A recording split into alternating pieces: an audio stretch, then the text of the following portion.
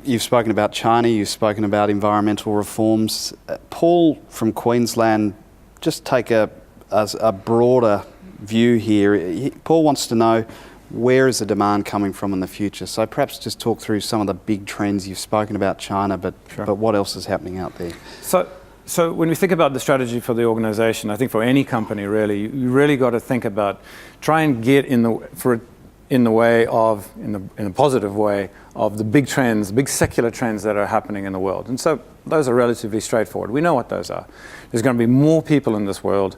Those people are going to want to live better, higher standards of living. And the other big trend is that, of course, the world is going to change the way it produces energy. There's going to be a decarbonization.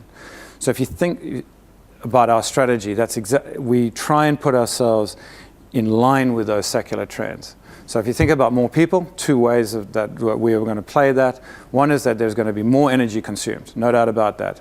So therefore, our energy products, the hydrocarbons, oil, gas, and the small amount of high quality, but the small amount of thermal coal, those will continue to be able to produce growth for us, as well as, in fact, very strong margins. The second thing that those additional people are going to do is they're going to eat.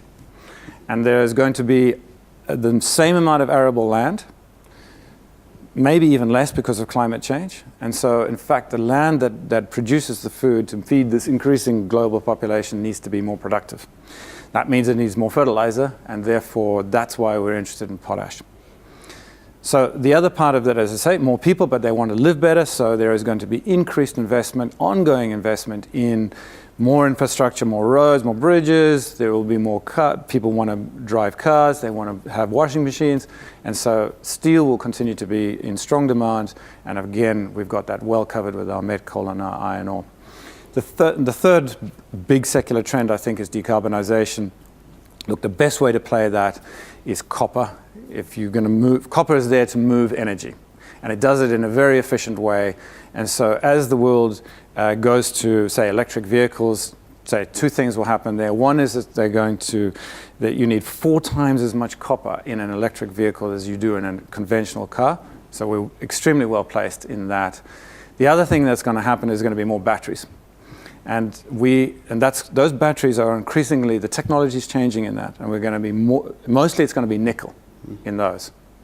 And so while nickel business, Nickel West, I think we're also going to be able to play that. So I think, importantly, and you would hope that BHP is not only well set for the near term, but for the medium and the long term.